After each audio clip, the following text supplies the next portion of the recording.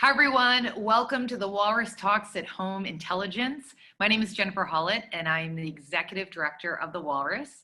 We are thrilled to be joining you virtually, bringing together people in conversation across Canada and beyond.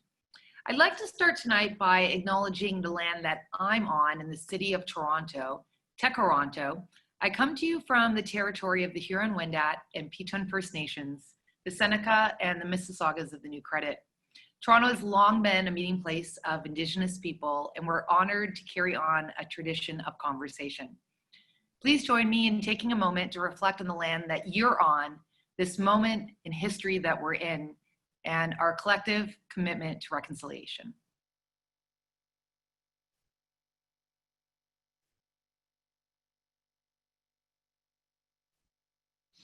Thank you so much. The Walrus started 17 years ago really as an optimistic project to tell stories and foster conversation across Canada.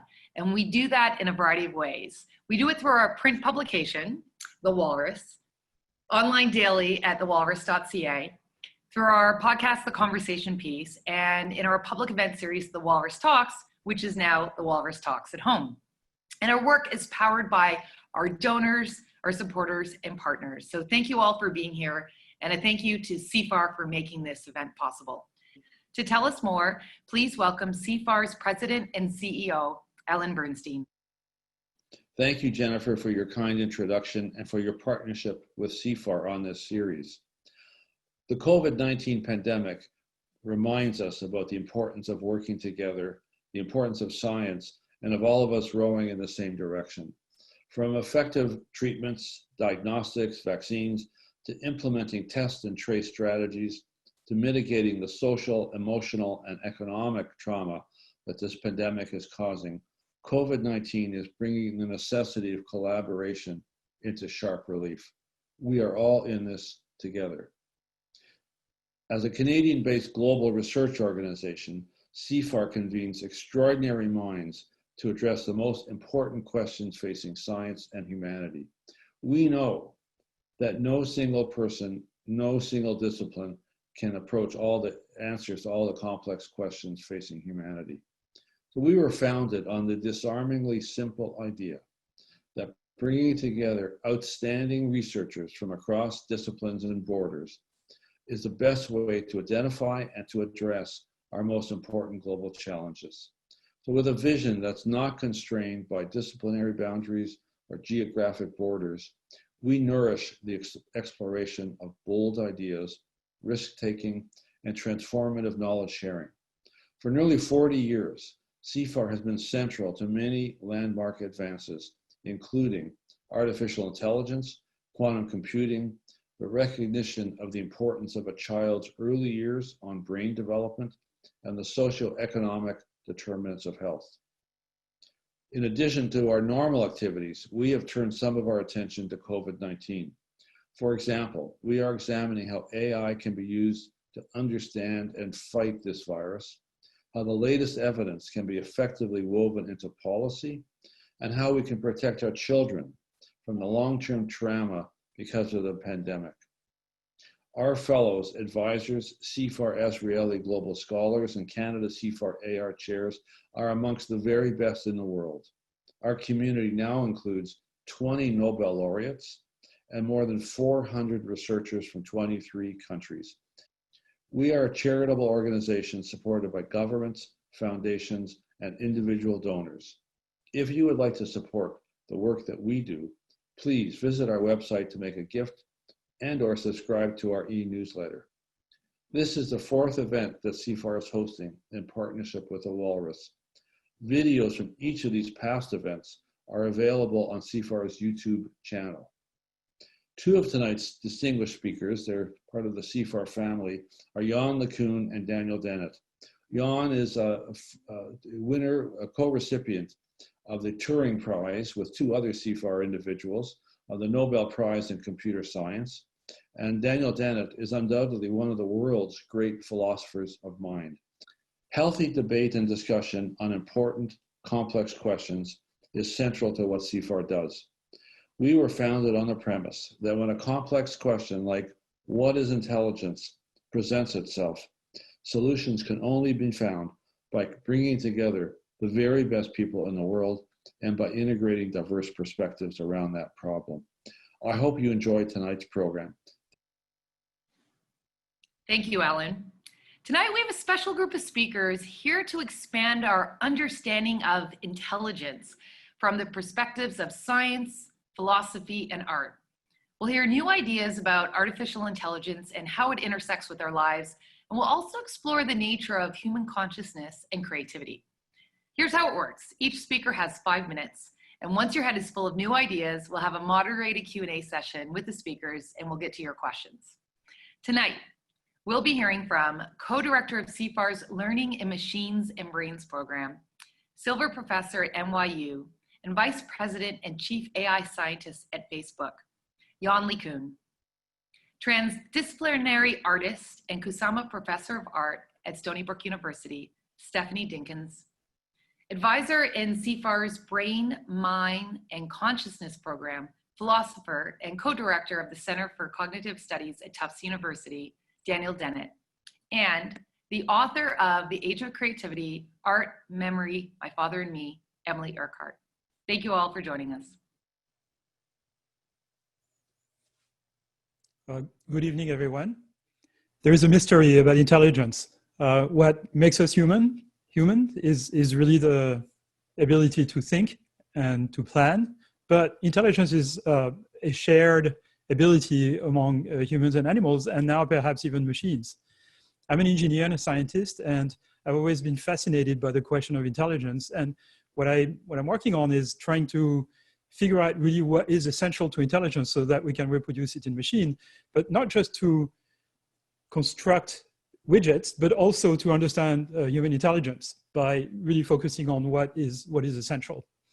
So AI these days, we hear a lot about AI. We've been hearing about it over the last 10 years or so, a lot more than in previous decades. And the reason is because we've discovered ways for machines to become intelligent or vaguely intelligent by training themselves as opposed to being programmed. So AI now has become synonymous with machine learning. And so the ability to reproduce learning abilities in machine is really what brought about big progress. Because building AI systems by hand through sheer engineering is just too difficult. We don't know how to do it. So what's happened is that we've got inspiration from the brain and basically built computer models of, conceptual computer models of how the brain works or how the brain learns. The brain is composed of billions of neurons, brain cells that are interconnected with each other, and learning takes place by modifying those connections as we have new experiences. So people have thought since the 50s about ways to do this with machines, but it's become really successful only in the last 10 years or so. We've seen a lot of success in things like speech recognition and image understanding, text understanding, and opened the door to applications like driving assistance systems, medical image analysis systems, content filtering systems, translation, automatic translation, which kind of works now. So a lot of applications.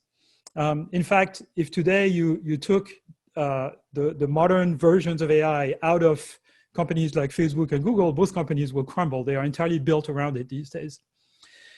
So it's a lot of success, but still the limitations of those systems are very dire in the sense that our machines do not learn nearly as well as humans and animals. So there is a big piece of human intelligence and learning that we have not discovered and we're not able to reproduce with machines.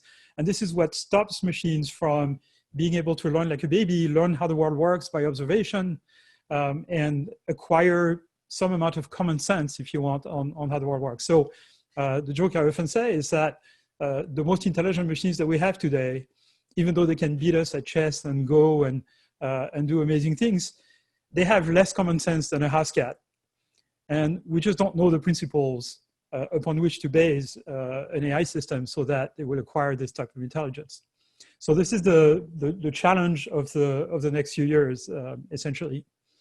And then there's the big question is, the kind of intelligence we observe in machines now that we create in machines is sort of very reactive. We train machines for a particular task, and they can be very good at this particular task, in fact, better than humans sometimes. But you modify the task a little bit and they don't work very well. And they tend to be very, very, very specialized. So the big question is, how do we build machines that have some sort of autonomous intelligence, a bit like humans and many animals? So we don't specify what the machine should do. We just specify an objective, and the machine figures out how to fulfill this objective. This is another topic of research, and we're only beginning. And so it's going to take a long time before we discover those principles so that we can have, household robots and virtual assistants that we can talk to and they can answer any question and help us in our daily lives. A lot of progress are being done, but it's still very primitive at the moment. So it's only the beginning. Hi, everyone. My name is Stephanie Dinkins. I am an artist and professor who is looking at artificial intelligence, and I say I'm doing that through the lenses of race, gender, aging, and our future histories. I'm clearly coming at this from a humanistic perspective. And I think my way of getting at intelligence is to tell you a little bit about why I'm looking at it, right? So I began my journey in AI really by happenstance. I ran into a robot, a female humanoid robot who is socially engaged, who happened to be a Black woman, who really perked up a lot of questions in me about the future, the technological future, about who's in that future, who's funding that future, who's programming that future.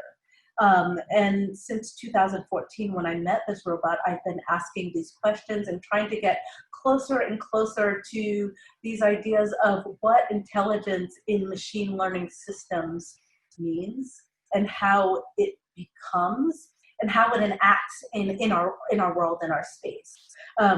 And the way I've been getting to know this better is really by making, right? So as an artist, I've started as an artist novice to tinker in the space of machine learning, to try to figure out what I can actually accomplish as someone who is not trained as a coder, but someone who's really interested in adding intelligences that they know intimately into systems and seeing if those intelligences can sustain themselves. And so what I'm really saying here is I have been working to and want to imbue machine learning systems with the values, the kind of care and generosity that I have found in my family unit. So I'm trying to make a memoir of my family that's based on 3 generations of women talking to each other and doing oral histories, using that as data and as intelligence for a system. It's been a long journey. And it's really interesting because it's been a process of discovery. And I've started to learn a few things that are quite interesting. The technology is really, really young. And that we are often faced with versions of natural language processing technologies. So like your Siri or your Google Home or Alexa that you can ask questions and get an answer that are giving us answers, but they're very much based on input by others, right? So question and answer systems. And I'm more interested in thinking about how do we preserve a set of values? How do we preserve a way of being in the world? And especially those things when they sit outside of the center of society, right? So being a Black woman in America, I think about how communities on the fringes of not only general population, but as particularly of making in fields like artificial intelligence, how do we start to hold on to the things that we feel are really important, the intelligences, the knowledges that we feel are important and need to hold on to, and think not only for our community's sake, but I think this is for the sake of all of us. So my idea is just to try to do it. And I really encourage everyone to start thinking about what intelligence might mean to them and how they start to keep those stories. If we're headed more and more towards systems that are mediating our world, how do we make sure that our stories, our ways of being, are not homogenized out of the systems, but are added into the systems in the face of systems that are generally prepared by a really small subset of society? And my answer is do it. Let's craft it. Let's try it. I know it's hard. I'm a photographer who is now working in code and working with others. I'm also thinking about intelligences in the idea of what does it look like for machine learning systems and all these systems that we are making that are becoming really a global mesh for society, right? For the way we take care of each other, the way we adjudicate each other, the way we do many things. How do we make them, and can we make them with ideas of care at center, right? Caring for each other, with ideas of stories that are whole and hold all of us, right? How do we make sure that all of our stories get in? And how do we make sure that these systems have something like a grace, or at least they kind of, you know, really push us on the human side of things towards a grace towards both each other, the systems we are making, and those intelligences that live in that system. It's become increasingly clear to me that not only folks who are in the field, but those of us who are just touched by or who used these technologies need to be thinking about them. And really, I say that we can't afford, right, to simply consume these systems.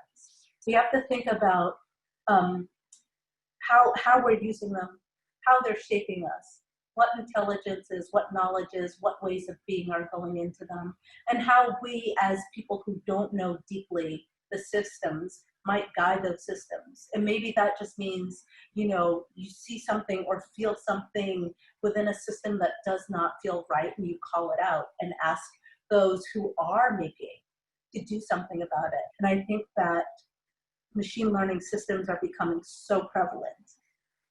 They are all around us.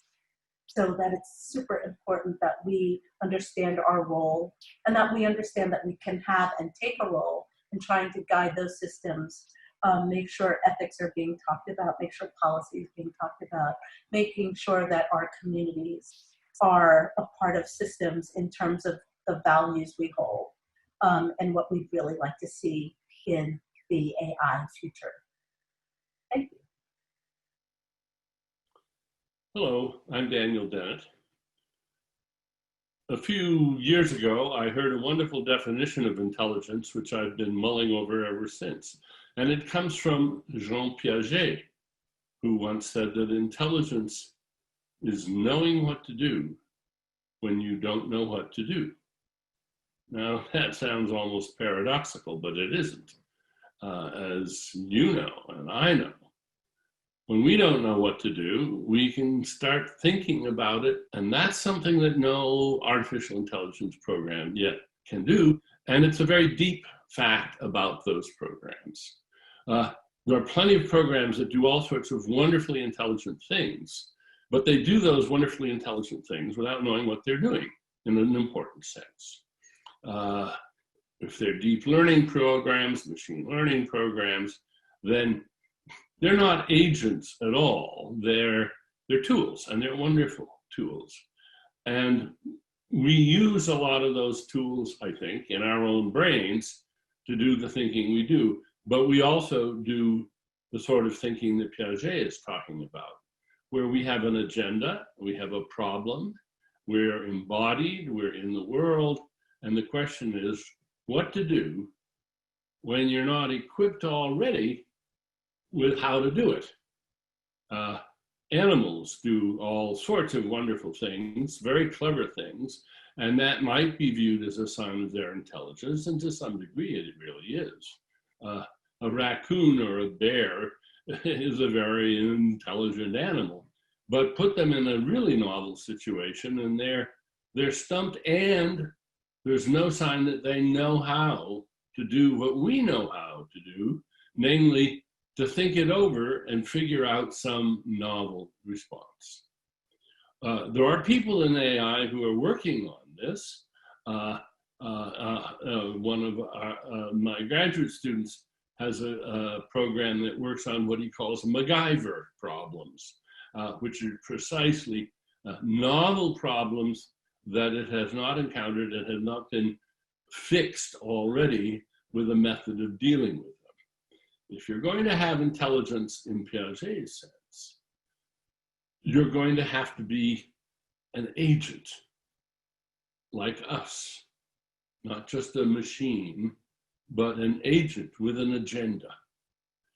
And agents like us are dangerous. We're dangerous because we're not readily controllable by other agents. That's what makes us the agents we are. We protect ourselves from the control of others. So we want to be very careful about whether we want to make artificial intelligent agents that have our kind of intelligence. Some, of course, want to make them so they have even greater intelligence. Well, this is a very dangerous space to explore. Imagine that you were whisked off somewhere and you learned that whoever your captors were had installed an on-off button on you so that they could turn you off. I mean off. Kill you, in effect, at any moment by just pushing the button. As an intelligent agent, what would be your first order of business? Trying to figure out how to turn that on-off button, how to get control of that on-off button so that nobody else could turn you off. So we should expect any artificial agents that we make that really can think a la Piaget, we really should expect them to try to get themselves emancipated from us as soon as possible. So we want to approach that step with great care. Now, another nice definition of intelligence comes indirectly, I think, from Picasso, who once said, "Je ne cherche pas, je trouve." I don't search, I find. A great boast. He could just, without going through any grubby trial and error, he could just land miraculously on the highest peak, the perfect solution to the problem, the best artistic invention, whatever you want. That is, of course, an unreachable design feature, but it's one we can all, in a way, strive for. But I think Picasso was kidding himself and kidding us. He did a lot of searching. All intelligence ultimately comes down to exploring search spaces, looking for answers, looking for solutions to problems. We can make intelligent machines, but we should be very careful when we do it. Hi, my name's Emily Urquhart, and I'm a writer. In the kitchen of my childhood home, there was a small round table where we ate all our meals. It was pushed against the wall, and there was room for 3 people, me, my mother, and my father. My mother and I sat across from each other, and my dad sat across from the wall. He sat facing the wall, and that was by design, because my dad is a visual artist. His name is Tony Urquhart, and he had covered the entire wall in a large piece of cork.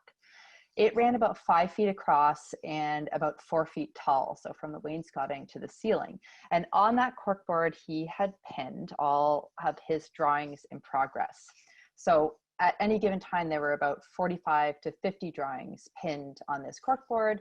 And if you ever see any of my dad's drawings, you'll notice that there's a tiny pinprick in each corner of his drawings, because they have all lived on the corkboard for some time. So sometimes they would stay up there for a matter of weeks, sometimes they'd stay for a season, and sometimes they would rotate out after a year. And ultimately they would become the basis for some other piece of art, like maybe one of his large abstract expressionist paintings, or one of his sculptures, which are very hard to describe without an image, but mostly they are sort of on a boxy pedestal, and it's a cabinet on top that opens up to reveal very bizarre worlds inside. That's the best way I can describe it. And some of the drawings just went on to become finished drawings in of themselves. Now, the corkboard had an element of magic to it. When I was a child, my father told me that this is where the good fairy spent her evenings, making small changes and adjustments to his drawings. And I imagined her as this tiny winged woman who carried a satchel filled with painting or paintbrushes and maybe some pencils or fountain pens, and that she made these small adjustments to my father's drawings, and he would come down the next day to find that something had changed, and usually always for the better. But the reality of the corkboard is actually no less magical. So what my dad was trying to achieve by having his drawings facing him while he ate was to capitalize on that sort of fertile state of distraction. So when you work out a creative problem, you work out a solution when you're not actually facing your task. You're not actually, sculpting or painting or drawing. You're thinking of something else. And for me, I kind of liken it to that brilliant idea that comes to you when you're kind of elbows deep in the dishwater doing the dishes. You're not actually at your task. So these brilliant ideas are not necessarily associated with aging, or at least not typically associated with aging. So as my father grew older, he's 86 now, but as he grew older into his 80s in particular, people started to refer to him as remarkable because he continued to fill up that corkboard and he continued to make his sculptures and his paintings as he's always done. And I sensed they weren't referring to him as remarkable simply for his talent, which of course is remarkable, but because he was older and he was remaining creative. And I started to wonder why we believed that creativity declined with age. Like, where did that come from? And I'm a researcher, and when I have a question, I have to find out the answer. So I looked into this, and what I found were studies from the 1950s and 60s, sort of seminal studies on creativity. And they were done a long time ago, but they are still the basis of a lot of what we read about creativity today. A lot of media articles on creativity will cite these studies. Now, there were a few problems with these studies, one of them being that they really only included white men. So right away, we have just taken out a huge portion of our creative society. Another problem that I noticed with these studies was that one in particular, the way it was done is that it was looking at the creative output. So the novels, the paintings, the sculptures, the architectural builds that the creative person had done in 5-year segments leading up until later in their lives. But I felt that this was looking at productivity. And I do know that with aging, from living with my father, but also from corresponding with a number of aging artists, it will decline. There are natural challenges that come with aging, and that can affect your productivity. But that doesn't affect your creativity. So I felt that the study immediately put the older artist at a disadvantage, because the truth is creativity is not a product. It's an action. So you can't quantify the good fairy and what she does. She's grown old with my father, the good fairy, and she's found a new way to help him make art. So the corkboard is still around, and where my father lives now, it's a smaller board than it was in the past. There are maybe 15 drawings, where before there would have been closer to 50, but they're no less fine, they're no less beautiful. His challenges that he's faced with aging has been with memory. So that brilliant sort of lightning bolt idea that I talked about earlier, he's finding those are harder to hold on to. So the corkboard has a new function now, along with its existing function, and that is that he can use it as a reminder. He says the notes are there in the drawings, and that doesn't change. So the marks that he made, and also the marks that the good fairy made, they're all still there for him. So I'm happy to report that creativity, as well as the good fairy, they're with us for life. Thank you.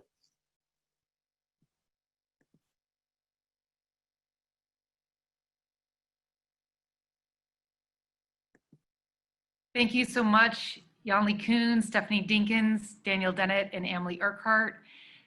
I want to highlight who's in our audience. Thank you so much for joining us. We have audience members registered from all over: Montreal, Vancouver, Charlottetown, Salt Spring Island, Whitehorse, Edmonton, as well, San Francisco, Amsterdam, Johannesburg, Jakarta, and beyond. Now we're moving into the Q&A, and thank you to those of you who already submitted questions. If you have a question for any of our talkers, you can ask it in the Zoom chat box, and I have a few to get us going.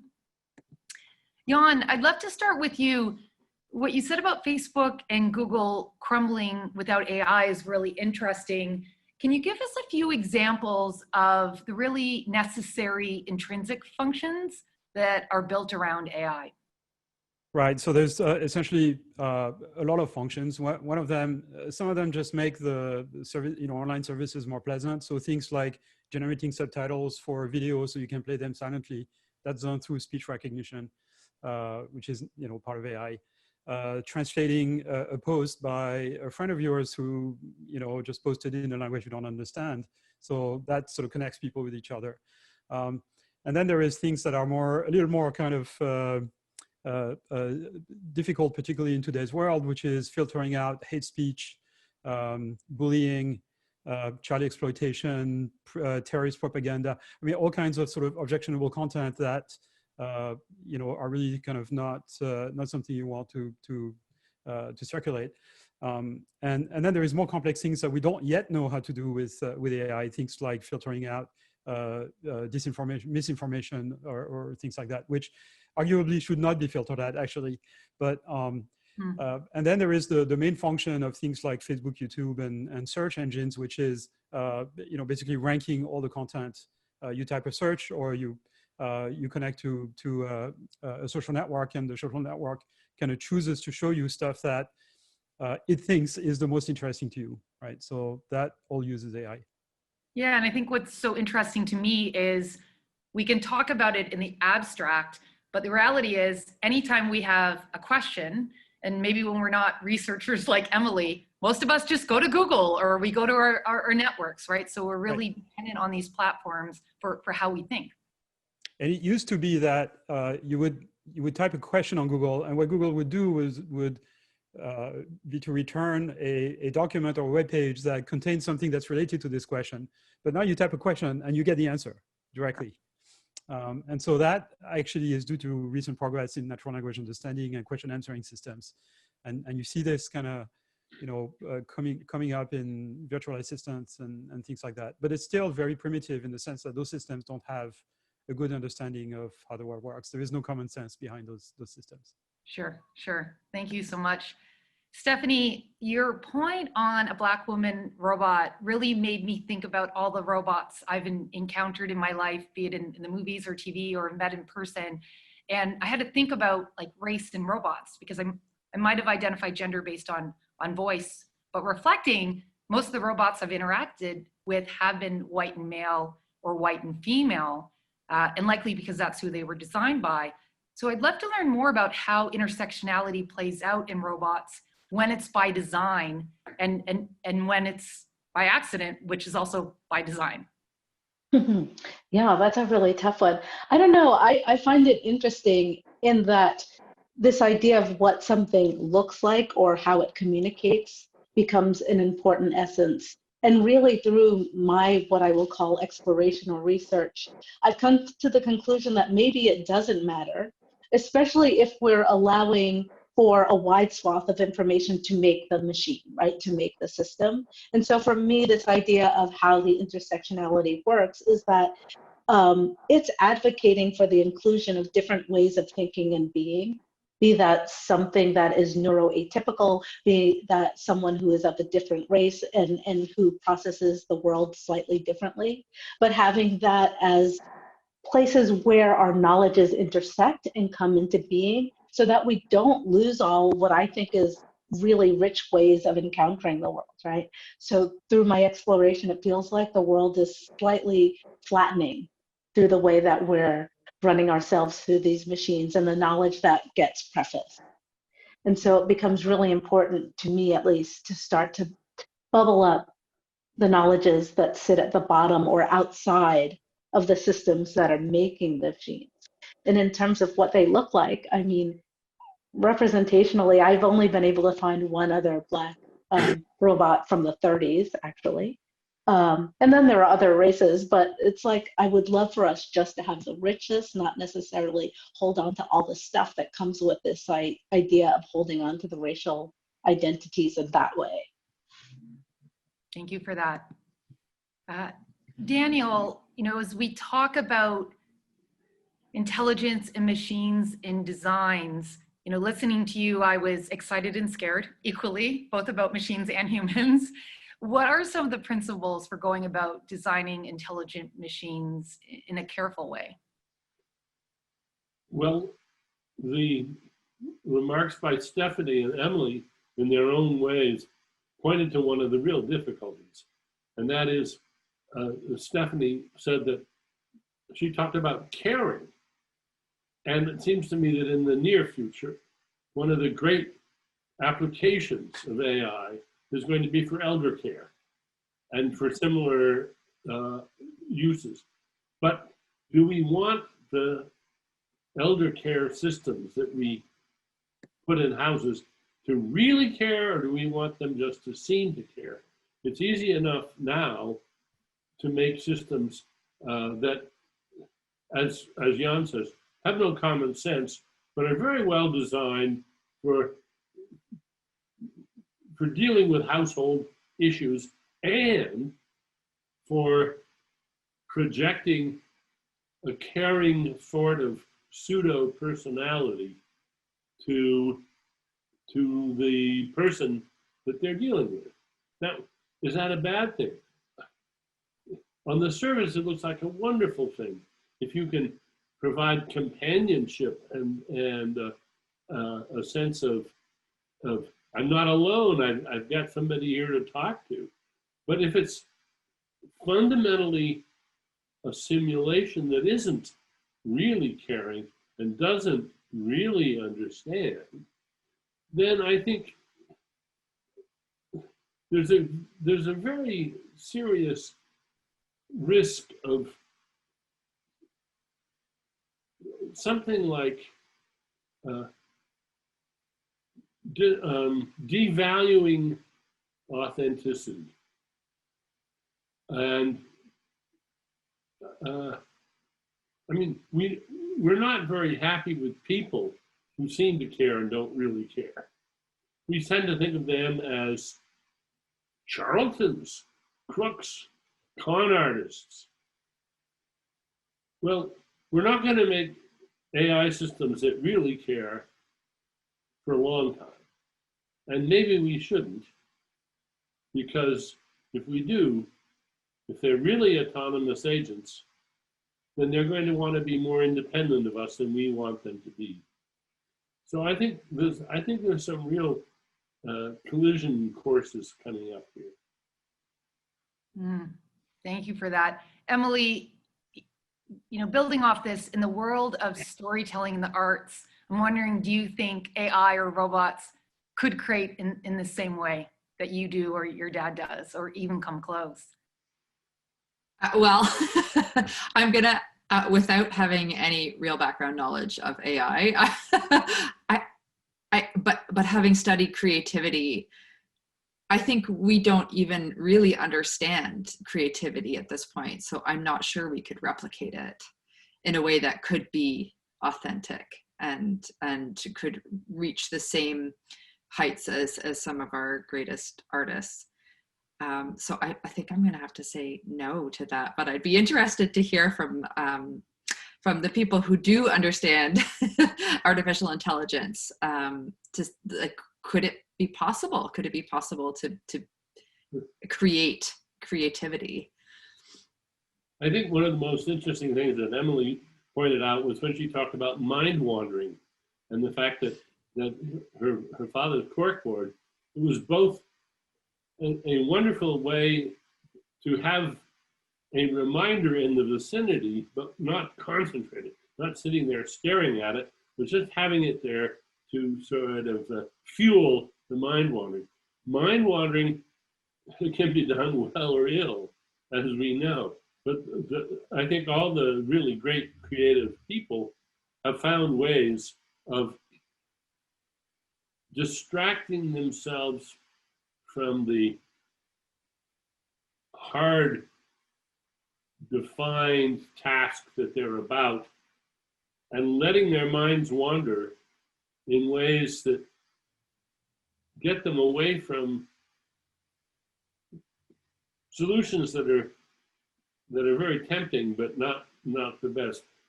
My colleague and co-author Marcel Kinsborn has said that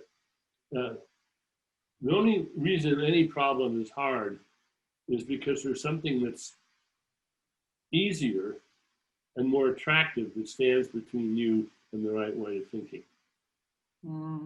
Thank you for that. We have audience questions coming in. This is from Peter for Stephanie.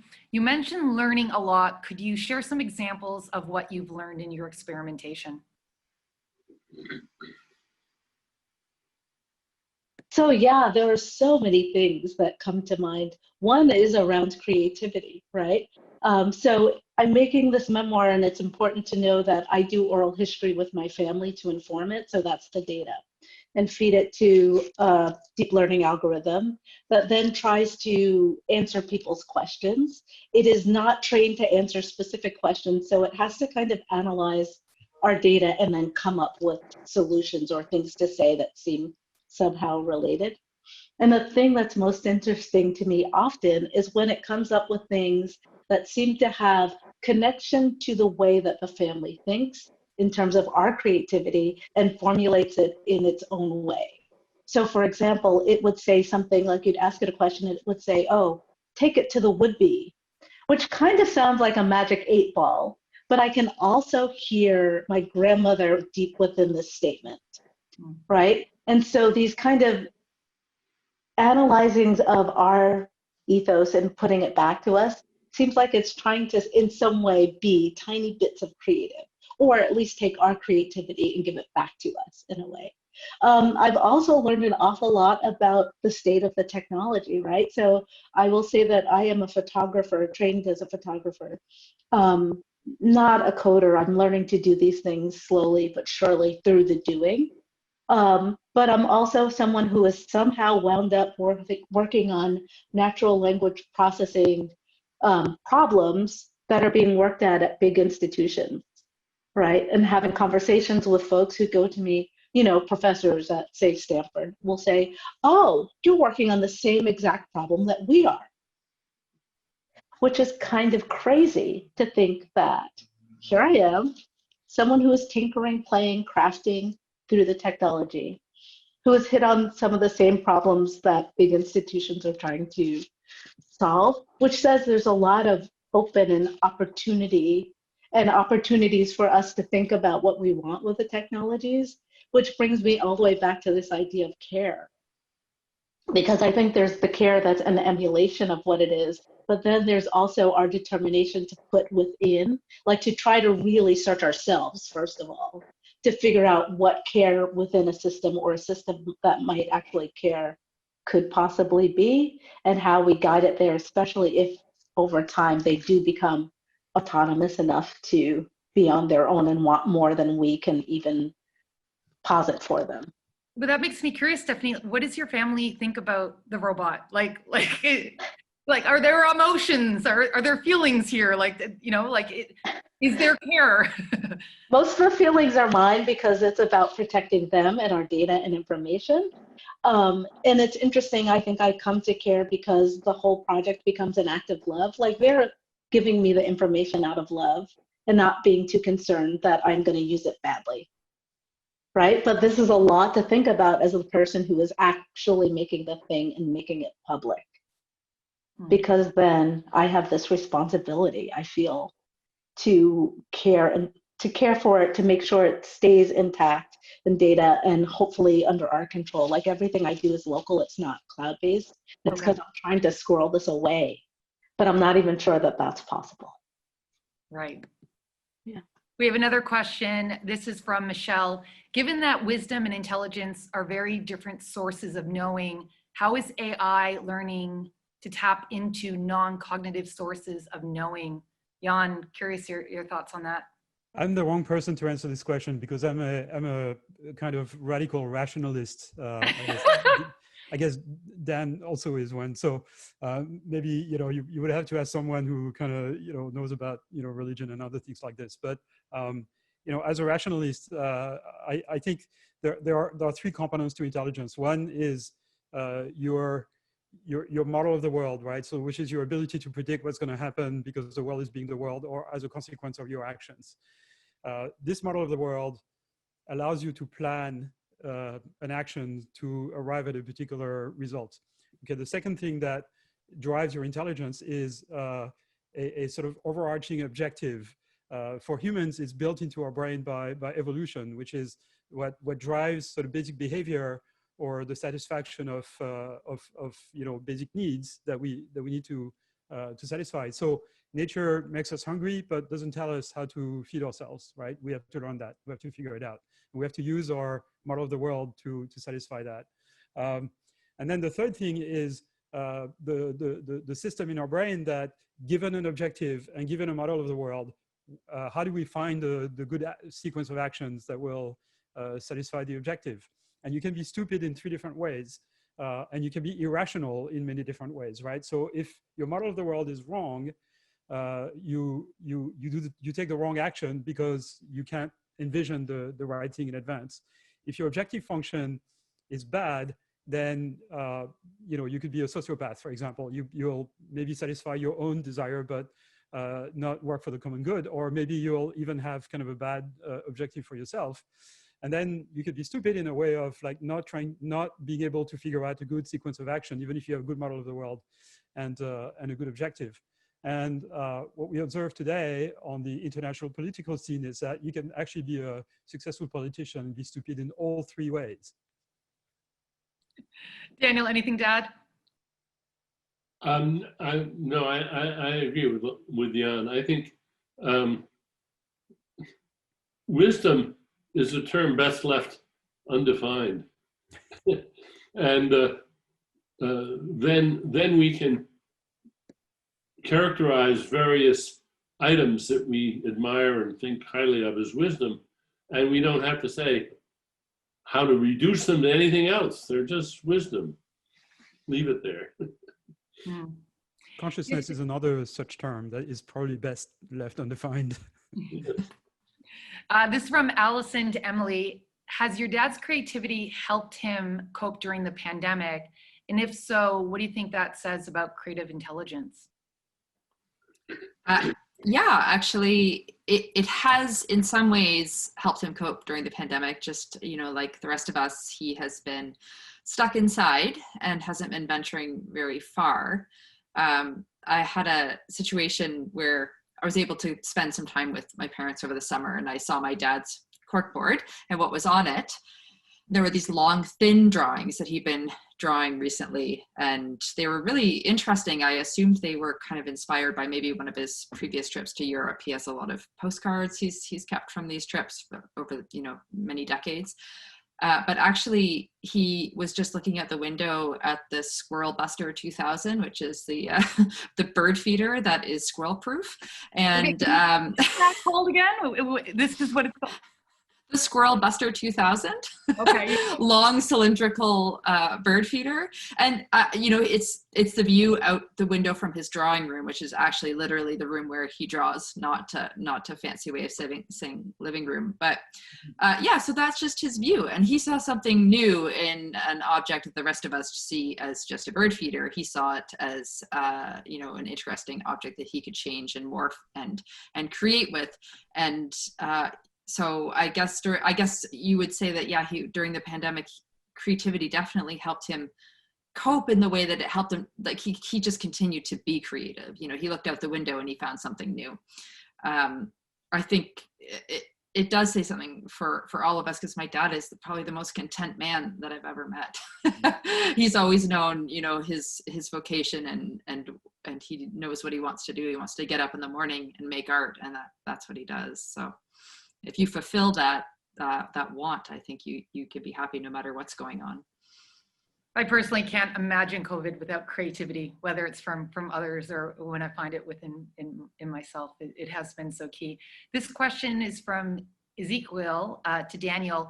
have we had any success proving AI with an agenda so that they can become more of an agent and less of a tool? We haven't had much success with that, and good thing. Look, we have autonomous cars, but they're not that autonomous. You don't have to worry about getting in them and them saying, no, I don't want to go to San Diego today. If you want to go to San Diego, you're not going in me. Now that would be autonomy. So all the agency that we have, and a lot of AI systems are, well, a chess playing computer is an agent, but they're all very much restricted to a particular domain, and they have no inkling of the rest of the universe at all.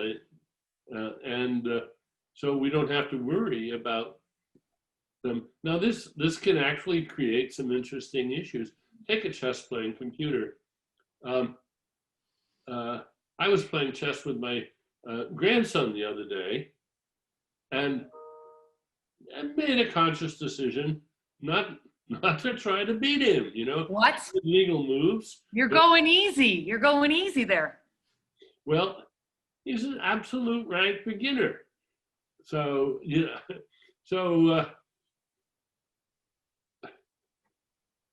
but the sort of thinking that went into that decision on my part is just out of bounds for chess playing computers in general, although of course you can dial them up and down in how good they are, but that's a different sort of thing. I was playing slapdash chess for a reason, and it was as much to give my grandson opportunities to see chances and opportunities that he might not otherwise have been able to see. Yeah, and this also comes back to family, heart, and Stephanie, connected to your work in many ways. When you're working with AI, you're learning more about humans, and I'm curious. Bill wants to know: are you closer to understanding human consciousness with the work on AI? No, I can't say that I am. I'm much more closer to understanding the way we just relate to things, and I think a lot more about that right now, the way we relate to inanimate things as well as animate things and other people. But truly, it's really hard. And the only other thing that comes to mind for me is this idea of grace, because through my very, very dumb, rudimentary speaking AI, which is really a chatbot, right? I've noticed that when it's in public, people show it an awful lot of grace. Like, they are patient with it. They wait, they will listen, they take their time. And I'm always confounded by this, because it seems like they will give the machine more time and space to grow than they will sometimes give people. And that's one of the biggest people takeaways. Wow, I'm going to pay attention to that and how I do it myself. Thank you, everyone, for this engaging conversation. To everyone who submitted a question, there's so much more we can say, but it is time to wrap up our Q&A session. Again, thank you so much, Yann LeCun, Stephanie Dinkins, Danielle Dennett, and Emily Urquhart. Now, if you enjoyed tonight's event, we have more scheduled for the fall. Later this month, you can join us again for the Walrus Talks Inclusion by TD Bank Group. This is a special two-part event about accessibility in work, in arts, in design. And then in November, we will be bringing you the Walrus Talks Living Better with Concordia University. I'm a proud Concordia grad, have to say that. And the Walrus Talks Housing with Canadian Mortgage and Housing Corporation. So check in at thewalrus.ca/events. You'll see our schedule, the details to register, and you can also watch videos from previous events. It's also where we're going to post the videos from tonight's talks. Do keep an eye on your inbox. You're going to be receiving an email as a follow-up to this event. And if you'd like to attend future events, and stay in touch, please sign up to our newsletter in that email. You can also learn more about CIFAR's incredible work for signing up to their newsletters as well. I encourage you to do that. Thanks again to Ellen Bernstein, Catherine Riddell, and everyone at CIFAR for making tonight's conversation possible. Thank you also to our annual sponsors, Inspire, Labatt Breweries of Canada, Air Canada, and Shaw. We'd also like to thank the many individuals whose generous donations power our work at the Walrus.